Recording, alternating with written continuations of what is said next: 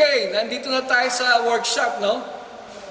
Pero bago natin i-conduct yung demonstration, ipapakilala ko muna sa inyo yung makina. So yung nakikita nyo yung makina, isa sa dinevelop ng MRDC.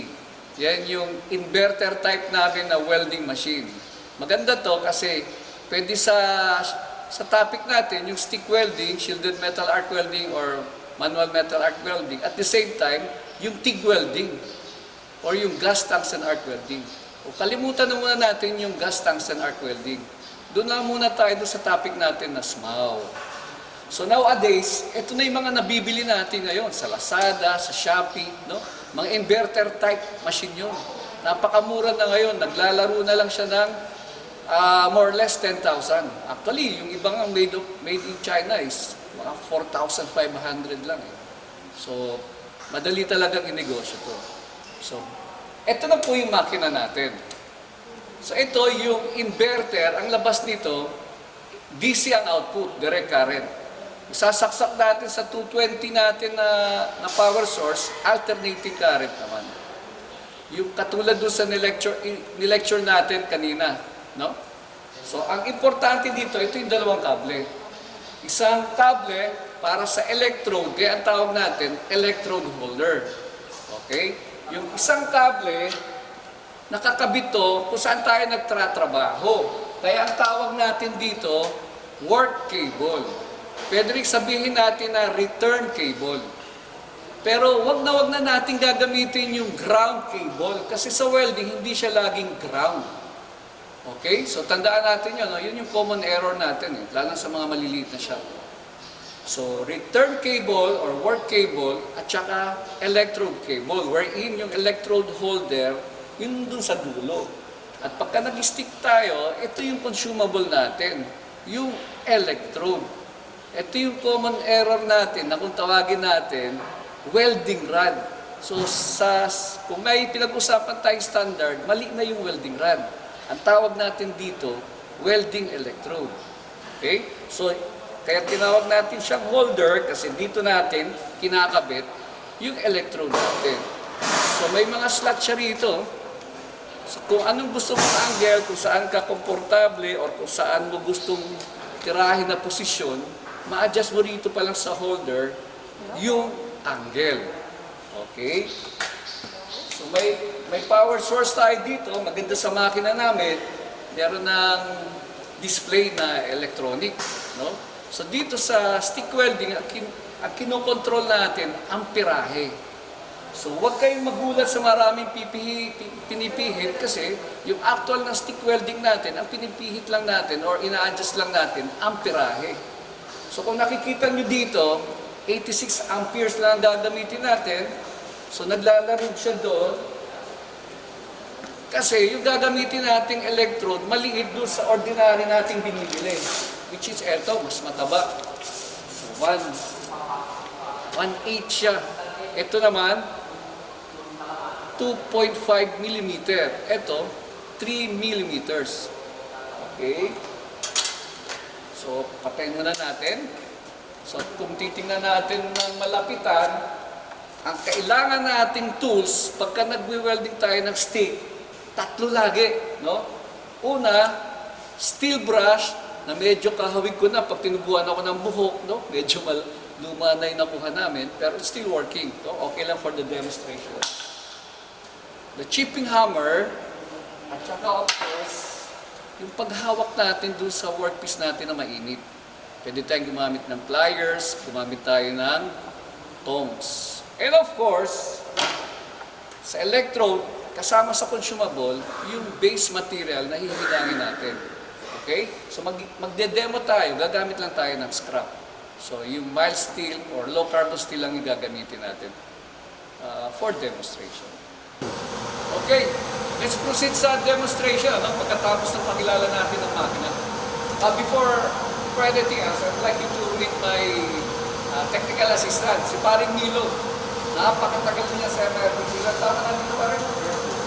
30 years, no? Halos pares pa lang kami, matanda na. So, i-demo niya yung paggamit ng SMAW. Pero bago siya mag-demo, no? Ito napaka-importante, safety. So, kailangan natin ng basic PPEs na ginagamit ng mga welder. So, lalo na sa stick welding. Of course, yung mascara. Kasama dyan yung dark glass.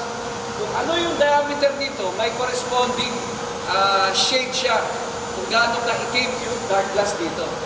So, gagamit tayo ng 1/8, siguro mga number 10. So, 2.5 to 3 mm, number 10 is enough. Pero huwag kang bababa. Higher. Kung mas malinaw mata mo, pwede kang gumamit ng 12. Pero 10 is enough. Okay? Of course, apron, gloves, welding gloves, this time, pwede naman yung maong. No? O pwede kang magdoble ng knitted gloves, tapos maong. Pero may namibili naman na leather gloves. At yung pinaka-importante, yung outfit mo dapat siguro jeans, maong jeans, tapos napaka-importante ng safety shoes. So, steel toe siya, kung hindi na ito, yabang, ganda. High cut, yan ang pang welder. High cut, hard toe, at saka yung sole mo, rubber para sa prevent from electrocution. So, okay, bigyan mo na ni paring Nilo. So, i-adjust niya muna yung ang kirahe, susubok mo na siya. So, habang ina-adjust niya, isasabihin ko sa inyo yung ulitin natin, no? Pag-start ng arcing, dalawang technique. It's either by tapping or by scratching to start an arc. Okay? Pag ni-scratch mo siya at kumislap na, dahan-dahan mo na siyang ibaba kung sa tinatawag nating arc length. So note ang arc length natin, kung ano yung diameter ng electrode, yun din yung distansya mo between the tip of the electrode tsaka yung base material mo. And then lastly, take note yung angles. We have two angles. Yung tinatawag na working angle, pag tingnan natin dito, 90 degrees, pag tingnan natin dito sa side na to, naglalaro siya sa ibang mga libro, 65 to 75, 70 to 80. So ako, ginagamit ko, naglalaro lang sa 70 degrees. Ito, ang tawag naman dito, working angle. Yung dito, travel angle, 90, 70. Okay, tingnan natin si paring Nilo.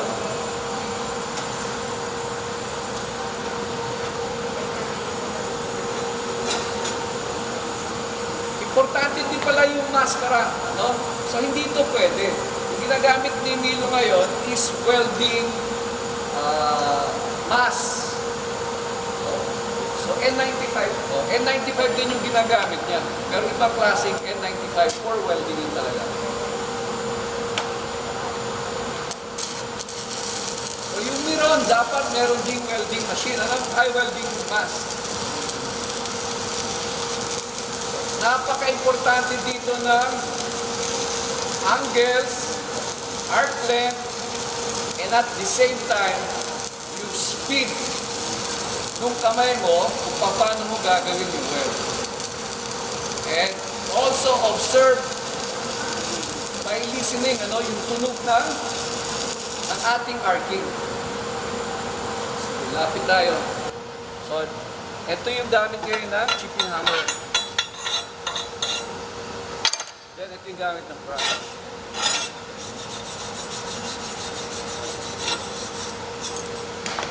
Pwede na siguro nang mag-adjust. O yan, O, tira pa isa pare. Itong maganda sa stick welding, kahit medyo may kalawang siya, because of the flux, malilinis siya. Unlike yung ibang process, hindi pwede ito may kalawang na ganyan. Okay, sige, titira pa tayo ng isa. So, ganun talaga pagka nag-welding, nag-a-adjust muna.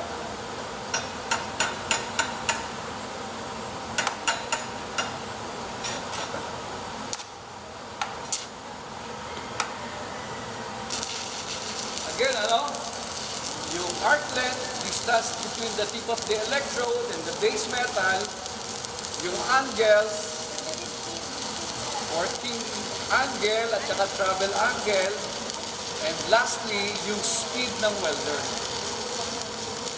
Ayan, nag-adjust si paring Nilo. So this time, parang gumagawa siya ng mas malapad na weld, which is bagay na bagay dun sa size ng electrode niya.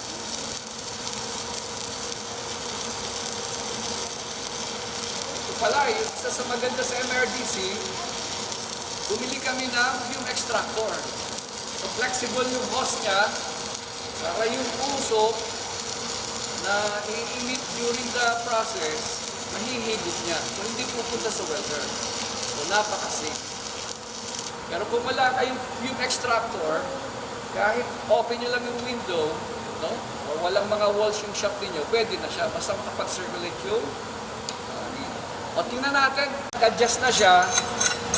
Napakaganda na. Okay? Kaliskis. Uniform yung width. No? Tama yung height. O patunayan natin na madali ang paghihinang. No? So tawagin natin yung aming coordinator sa training. Okay, eto na.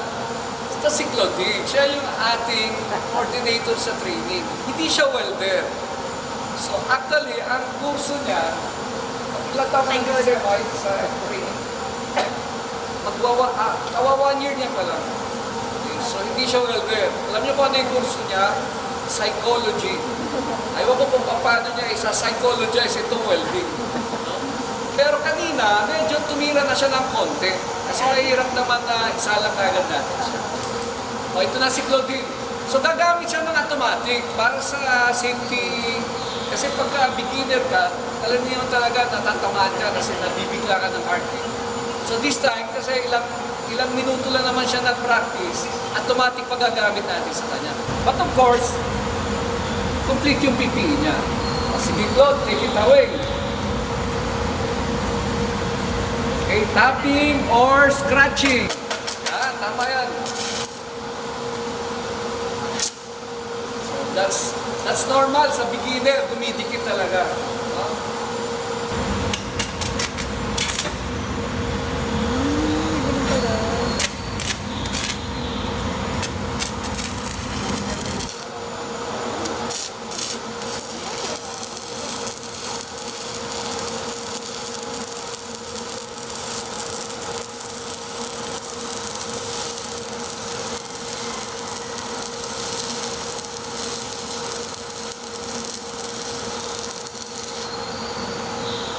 Tingnan nga natin, Claude. Tingnan nga natin. O, tingnan natin. Tingnan natin yung ginawa niya.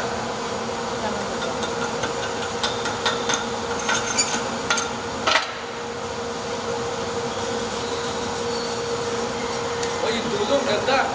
Yung dulong, ganda. O, mamaya, kung close up natin, ano pag natapos, tatabi natin kay Paring Milo. O, sige, last na lang. O, so, this time, gagawa si Claude na mas mahaba-habang well.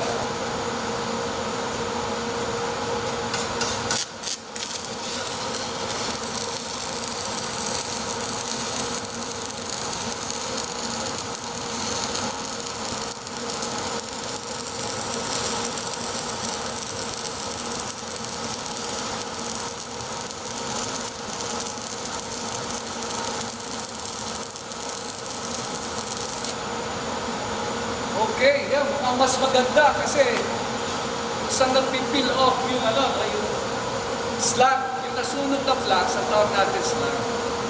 Yan ang ating surprise. Wow, ang ganda. Parang expert. Sabi yung 1, 2, 3 Oh, ito na yung output natin. Itong dalawa, doon sa ating welder na magaling na 30 years, si Paring Milo. Pero tingnan nyo, closer. Meron bang pagkakaiba doon sa ilang minuto lang natuto? Ito yung kay Claudine, ito yung kay Paring Milo. Okay? O, natapos na yung demonstration natin, Napakadali lang mag-stick welding. Just like Claude, ilang minuto lang natuto. Paalam na, bago magpaalam, papasalamat tayo kay Paring Milo. Pare salita. Si Milo Cariaga, 30 years sa MRDC, si Ma'am Claudine Sinag, 1 year sa MRDC, si Ray de la Cruz, 30 na rin, 30 years na rin sa MRDC. Salamat.